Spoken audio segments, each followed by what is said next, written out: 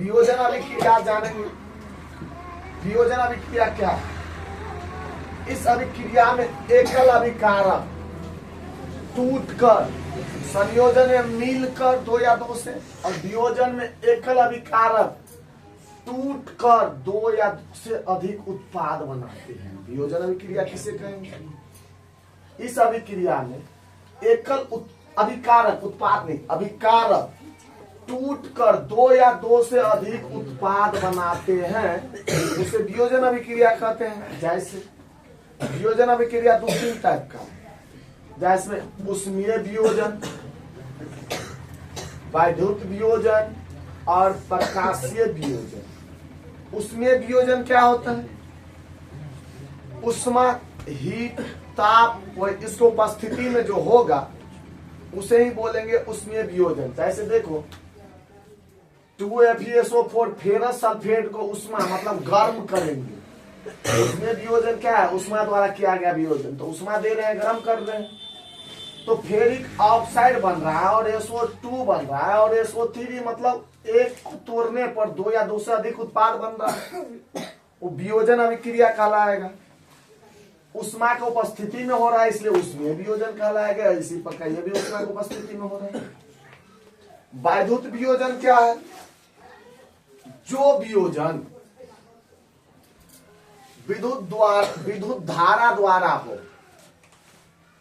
जैसे देखो जल में करंट पास करने पर, विद्युत धारा पास करने पर H2 गैस और हाइड्रोजन ऑक्सीजन गैस, हाइड्रोजन और ऑक्सीजन गैस अलग अलग हो रहा है, मतलब एक अभिकारक से दो उत्पाद बन रहे हैं। किसके द्वारा? विद्युत धारा के द्वारा, इसलिए उसे बोलेंगे वैद्युत वियोजन। प्रकाशीय वियोजन क्या होता है? जो वियोजन अभिक्रिया प्रकाश द्वारा संपन्न हो, सूर्य के प्रकाश, प्रकाश मतलब एक टॉर्च बार के जो प्रकाश देंगे उसके द्वारा, सूर्य के प्रकाश द्वारा संपन्न हो। जैसे AgCl, सूर्य के प्रकाश,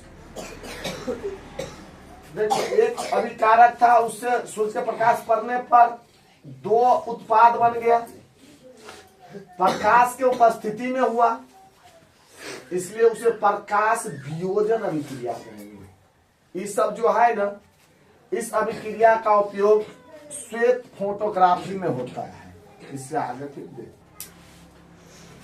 उष्माशोषी अभिक्रिया क्या है? उष्माशोषी जिन अभिक्रियाओं में अभिकारकों को तोड़ने के लिए उष्मा, प्रकाश या विद्युत ऊर्जा की आवश्यकता होती है, उसे उष्माशोषी अभिक्रिया कहते हैं। उष्माशोषी अभिक्रिया क्या है?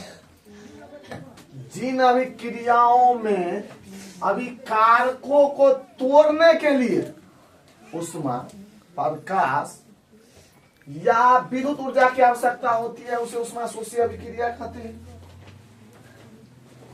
अब है विस्थापन अभिक्रिया, उसे आसान तरीका से याद रख लो। तो हंसता खिलता जिंदगी के बीच में एक बाहरी जिंदगी, कोई बाहरी आदमी का प्रवेश होकर हंसता खिलता जिंदगी को बर्बाद कर दे, वही विस्थापन अभिक्रिया। मतलब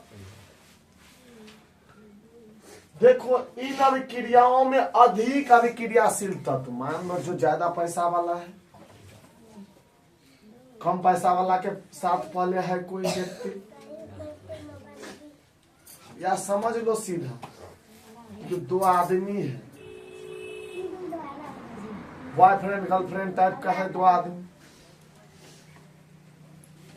एक नया लड़का उसमें एंट्री कर गए, उस समझो ज्यादा पैसा वाला है, उसे तो पिछले क्या उसे छोड़ के उसके साथ चले जाएगा, वही है विस्थापन अभिक्रिया।